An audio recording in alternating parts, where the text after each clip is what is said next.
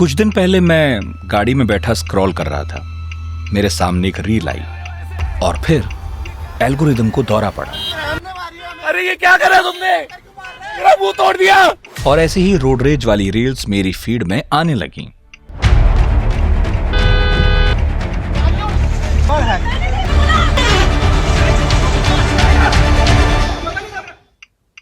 This is height of road rage. दोनों पढ़े लिखे लग रहे थे, कपड़े ठीक थे, गाड़ी भी अच्छी थी, पर उस वक्त वो दोनों कुछ और ही थे। मैं बस देखता रहा और मेरे मन में एक सवाल आया, ये हो क्या रहा है? हम इंसान हैं, हजारों साल की सभ्यता है हमारे पास, कानून है, नियम है, ट्रैफिक लाइट्स हैं, फिर भी सड़क पर आते ही कुछ बदल जाता है हमें। धैर्य गायब, तमीज नदारद।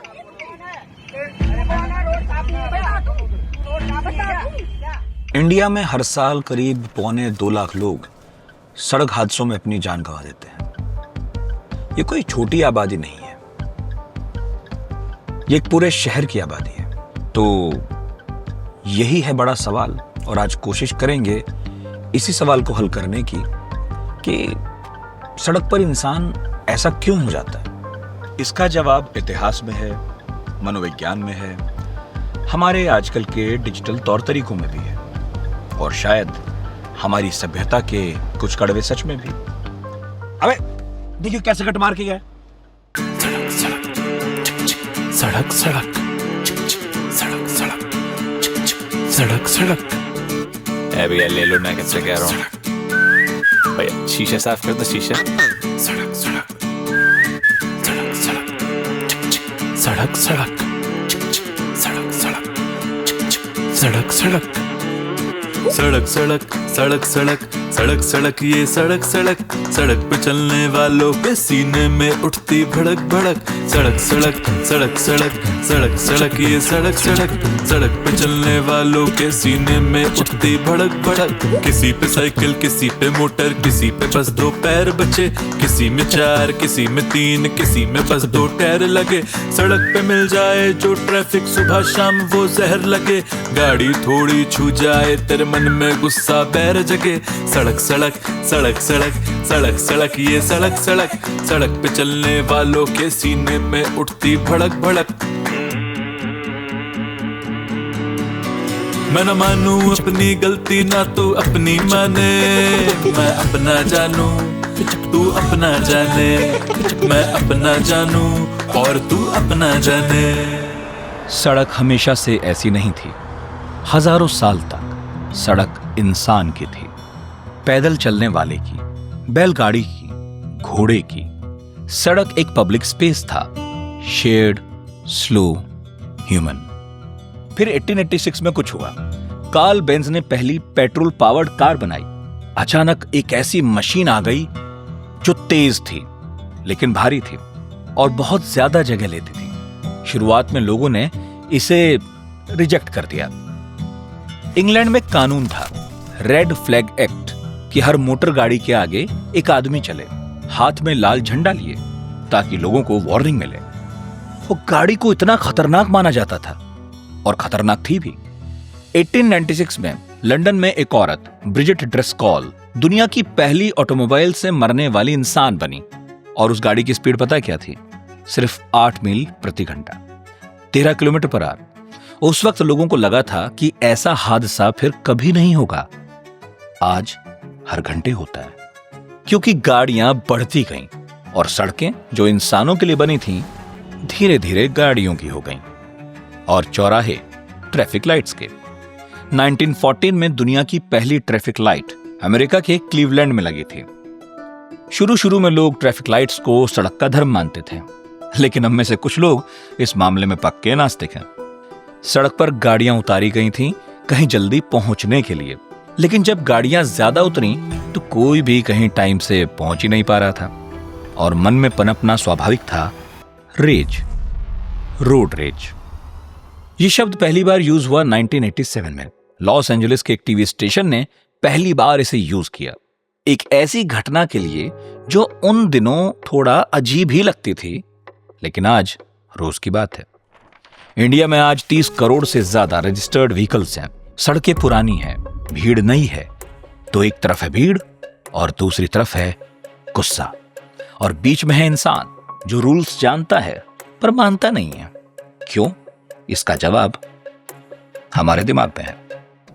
गाड़ी तो बस एक मशीन है, उसमें बैठने वाला इंसान बदलता क्यों है? इसका पहला जवाब है मेटल कोकून, यानी लोहे का बुलबुला। जब तुम गाड़ी में बैठते हो, एक ना बबल बन जाता है। तुम्हारे चारों तरफ शीशे बंद हैं, एसी ऑन है, दुनिया बाहर है। सामने वाले की आंखें दिखती नहीं है, उसके चेहरे के भाव नहीं दिखते हैं, और जब चेहरा नहीं दिखता तो इंसान नहीं दिखता, सिर्फ एक ऑब्स्टिकल दिखता है। और यहीं से शुरू होती है प्रॉब्लम। 1969 में साइकोलॉजिस्ट फिलिप जिम्बार्डो ने एक बात नोटिस की। जब लोग एनोनिमस होते हैं, जब कोई नहीं जानता कि वो कौन है, तो वो ज्यादा एग्रेसिव हो जाते हैं, ज्यादा इंपल्सिव, ज्यादा निर्दयी। इसे कहते हैं डी इंडिविजुएशन, यानी किसी की इंडिविजुअल आइडेंटिटी का टेम्परेरीली खो जाना। लेकिन इंडिया की सड़कों पर यह थ्योरी एक अलग ही रंग लेती है। यहां लोग एनोनिमस होने के लिए काले शीशे लगाते हैं, नंबर प्लेट्स हटा देते हैं, पर साथ ही पीछे के शीशे पर अपनी कास्ट लिखवा लेते हैं, धर्म लिखवा लेते हैं, या कोई ठसक वाला स्लोगन। छिपना भी है और दिखाना भी है। ये विरोधाभास क्यों है? क्योंकि वो अपनी व्यक्तिगत पहचान छिपाकर एक सामूहिक पहचान के पीछे छिप रहे हैं। वो स्टिकर एक चेतावनी है, मुझसे उलझे तो मेरी पूरी कम्युनिटी से उलझोगे। जब इंसान किसी झुंड का हिस्सा मान लेता है खुद को, तो इंडिविजुअल जवाबदेही खत्म हो जाती है, और इसी ठसक को आवाज देता है वो हूटर जो चीख कर कहता है, नियम तुम्हारे लिए हैं, मेरे लिए नहीं है। और यहां एक और चीज होती है, गाड़ी सिर्फ गाड़ी नहीं रहती, वो तुम्हारी पर्सनल स्पेस का एक्सटेंशन बन जाती है, तुम्हारा घर, तुम्हारा दायरा। और जब कोई उस दायरे में घुसे, कोई बीच में से काट दे, कोई बहुत पास आ जाए, तो वो इन्वेजन ऑफ टेरिटरी जैसा फील होता है। ये इंस्टिंक्ट बहुत पुरानी है, जानवरों में भी होती है, इंसान में भी, बस उसने सूट पहन लिया है। कभी थकावट, कभी नींद और कभी पड़ी ऑफिस में डांट। कार में बैठा जो रहा तू ट्रैफिक के खुलने की बाट। कार के पीछे टैटू है जी लिखवा रखी किसकी कास्ट। स्पीड लिमिट है 60 की, बंदूक कहाँ जा रहा सुपर फास्ट। घर जाना है या है रात को जाना थाने। मैं अपना जानू तू अपना जाने, मैं अपना जानू और तू अपना जाने। अब इस पर एक और लेयर। हम इंस्टेंट ग्रेटिफिकेशन की दुनिया में जी रहे हैं। स्वाइप किया, रील हाजिर, क्लिक किया, 10 मिनट में सामान दरवाजे पर। हमारा दिमाग अब इंतजार के लिए बना ही नहीं रह गया है। तो जब ये तेज दिमाग सड़क पर लाल बत्ती के सामने रुकता है, तो वो बत्ती एक एरर लगती है, एक ग्लिच। फ्रस्ट्रेशन पैदा होती है और हाथ सीधा हॉर्न पर जाता है। इसे समझने के लिए 1939 में साइकोलॉजिस्ट जॉन डॉलर्ड और उनके साथियों ने एक थ्योरी दी थी, फ्रस्ट्रेशन एग्रेशन थ्योरी। बात सीधी है, जब कोई तुम्हारा रास्ता रोके, कोई गोल ब्लॉक हो जाए, तो पहले फ्रस्ट्रेशन आती है, और फ्रस्ट्रेशन का अगला पड़ाव है एग्रेशन। ट्रैफिक जैम में सोचो, तुम्हारा ब्रेन इसे सिर्फ देरी नहीं, एक थ्रेट की तरह प्रोसेस कर रहा है, और तुम बिना जाने एक जंग की मुद्रा में आ जाते हो। और इस जंग में सबसे बड़ा हथियार है हॉर्न। तुम्हें पता है, जापान में हॉर्न बजाना एक तरह की बेइज्जती माना जाता है। जर्मनी में सोशल टैबू है, पर इंडिया में हॉर्न एक भाषा है। हटो, आ रहा हूं मैं, जल्दी करो, ध्यान दो, या बस ऐसे ही। हॉर्न हमेशा एग्रेशन नहीं है, पर जब 100 गाड़ियां एक साथ बजाने लगे, तो वो नॉइज एक और लेयर ऑफ स्ट्रेस बन जाती है। और स्ट्रेस हम देख चुके हैं कहां ले जाता है। अरे ये क्या करा तुमने, मेरा मुंह तोड़ दिया। एक और बात जो शायद सबसे इंटरेस्टिंग है, सोचो, जब कोई और गलती करे सड़क पर, तो तुम क्या सोचते हो? अबे देखो, बेवकूफ है, ड्राइवर ही नहीं है ये। और जब तुम गलती करते हो, क्या करें यार, जल्दी थी, अबे रास्ता ही कंफ्यूजिंग था। हाँ, एक बार हो गया यार। ये कोई हिपोक्रेसी नहीं है, ये एक डॉक्यूमेंटेड साइकोलॉजिकल बायस है। इसका एक नाम है फंडामेंटल एट्रीब्यूशन एरर। दूसरे की गलती उसका कैरेक्टर, अपनी गलती सिचुएशन की मजबूरी। हम सब यही करते हैं सड़क पर और जिंदगी में भी। और सड़क पर गुस्सा हैसियत देखकर आता है। एक एसयूवी वाला ट्रक से नहीं बढ़ता, पर साइकिल वाले पर तुरंत हावी हो जाता है। और इस सब के बीच पिसता है वो डिलीवरी बॉय जो जिगजैग करता हुआ निकलता है। हमें लगता है इसे मरने की जल्दी है, लेकिन सच क्या है, उसे एक एल्गोरिदम कंट्रोल कर रहा है। लेट हुआ तो रेटिंग गिरेगी, पैसे कटेंगे। वो एग्रेसिव नहीं है, वो एक अदृश्य टाइमर से डरा हुआ है। लेकिन इस सब में सिर्फ गाड़ी वाले जिम्मेदार नहीं है। इंडिया में सड़क पार करने का एक यूनिवर्सल कोड है, द मैजिकल हैंड। आदमी ने सड़क पर कदम रखा, आती हुई गाड़ी को हथेली दिखाई और बिना देखे दौड़ लगा दी। ये कोई रिक्वेस्ट नहीं है, ये एक चुनौती है। रोक सको तो रोक लो मुझे। ज़ेब्रा क्रॉसिंग पर कोई रुकता नहीं है, इसलिए पैदल चलने वाला कहीं से भी घुस जाता है। गाड़ी वाले को पता है कि कोई भी कहीं से प्रकट हो सकता है, तो हर किसी को शक से देखता है। तो दोनों मिलाकर एक ऐसा सिस्टम बनाते हैं जहां किसी को किसी पर भरोसा नहीं है।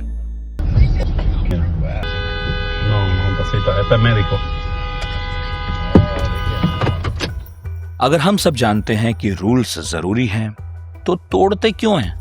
इसका जवाब ढूंढने के लिए थोड़ा पीछे जाना होगा, मतलब बहुत पीछे।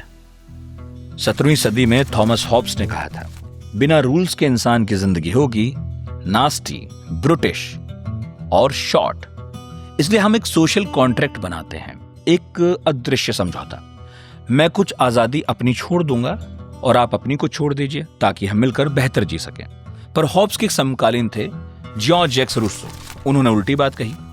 उन्होंने कहा, इंसान स्वभाव से अच्छा है, उसे करप्ट किया है सोसाइटी ने, सभ्यता ने। तो सवाल उठता है, क्या सड़क इंसान को करप्ट करती है, या सड़क बस उस करप्शन को विजिबल बना देती है जो पहले से थी? यह सवाल नया नहीं है। आज से करीब 2000 साल पहले रोम में इतनी कार्ट ट्रैफिक हो गई थी, मतलब इतनी बैलगाड़ियां चलती थीं, कि जूलियस सीजर को एक कानून बनाना पड़ा था। दिन के वक्त कोई कार्ट या वैगन रोम की गलियों में नहीं चलेगी, चलेगी तो सिर्फ रात। जूलियस सीजर, जिसने पूरे साम्राज्य जीते, उसे भी ट्रैफिक मैनेज करने के लिए उतरना पड़ा था। रोड रेज कोई आजकल की समस्या नहीं है, ये उतनी ही पुरानी है जितनी सड़क खुद। और इंडिया आज से करीब 2300 साल पहले चंद्रगुप्त मौर्य हुए थे, उनके महामंत्री थे। कौटिल्य उनको हम जानते हैं, चाणक्य भी कुछ लोग कहते हैं। उन्होंने एक किताब लिखी थी इस पर। उसमें सड़कों के नियम थे और गाड़ियों की स्पीड के नियम भी थे। यानी इंडिया में रोड रूल्स का इतिहास 2300 साल पुराना है, फिर भी हम नहीं मानते। शायद इसका जवाब जापान में है। मिवाकू यानी दूसरों को तकलीफ देना। जापान में मिवाकू सबसे बड़े शर्म की बात मानी जाती है, इसलिए वहां ट्रेनें टाइम से आती हैं, इसलिए वहां सड़क पर लोग हॉर्न नहीं बजाते, इसलिए वहां पर लोग लेट होने से बचते हैं। वहां रूल इसलिए नहीं माना जाता कि कानून है, रूल इसलिए माना जाता है कि उन्हें तोड़ना शर्म की बात है। इंडिया में यह भाव कमजोर है। यहां रूल तोड़ना कभी कभी ताकत की निशानी माना जाता है। 1968 में इकोलॉजिस्ट गैरेट हार्डिन ने एक आइडिया दिया। एक गांव की कल्पना करो, आहा, एक कॉमन चरागाह हो, यहां सब अपनी गायें चराते हों, लेकिन हर किसान सोचता है एक गाय और चरा देता हूं, मुझे फायदा होगा, किसी को पता भी नहीं चलेगा। पर जब सब यही सोचने लगे तो चरागाह खत्म हो जाते हैं, सबका नुकसान होता है। इसे कहते हैं ट्रेजेडी ऑफ द कॉमन्स। सड़क भी एक कॉमन रिसोर्स है। जब तुम सिग्नल तोड़ते हो तुम्हें 10 सेकंड का फायदा होता है, पर उस इंटरसेक्शन पर जाम लग जाता है, 100 लोग फंसते हैं और तुम्हें पता भी नहीं लगता कि तुम्हारे 10 सेकंड की कीमत सबकी 10-10 मिनट है। और यहां आता है सबसे बड़ा पैराडॉक्स। हम सब चाहते हैं कि दूसरे रूल्स माने, और जब हमारी बारी आती है तो हम क्या सोचते हैं? भाई मेरी सिचुएशन अलग है, भाई मुझे जल्दी थी। अरे एक बार हो गया यार। फिलोसोफर हन्ना आरेंट ने एक टर्म दिया था। उन्होंने कहा, दुनिया में सबसे ज्यादा नुकसान बुरे लोगों ने नहीं किया, बल्कि उन आम लोगों ने जो बस उस एक पल में सोचना बंद कर देते हैं, उन्होंने किया है। सड़क पर भी यही होता है। रोड रेज करने वाले ज्यादातर बुरे लोग नहीं हैं, वो बस उस एक पल में सोचना बंद कर देते हैं और उसी एक पल में जिंदगियां बदल जाती हैं।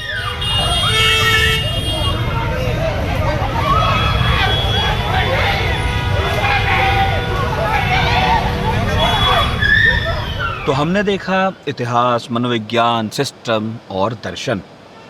सवाल यह है कि किया क्या जाए। एक स्तर पर सिस्टम को बदलना होगा, बेहतर सड़कें दो, सख्त एनफोर्समेंट करो और स्कूल्स में सिर्फ मैथ और साइंस नहीं, सिविक सेंस पढ़ाओ। ये सरकार का काम है, मगर हां, ये धीमा काम है।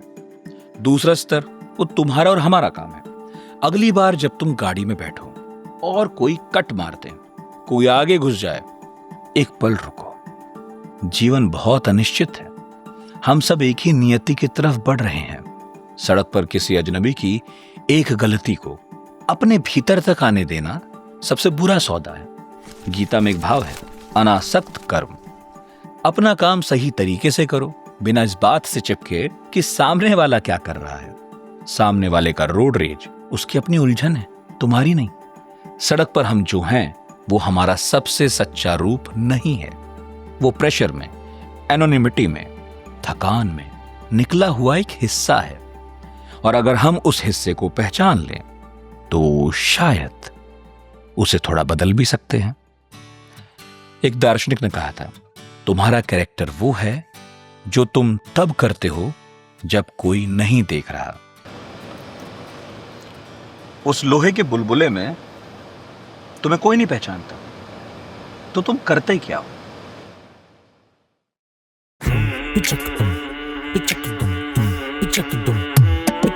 सात है सुर, 10 है उंगली, सड़क पे लोग 50 करोड़। अलग है सब इस दुनिया में, बस यही गीता का निचोड़।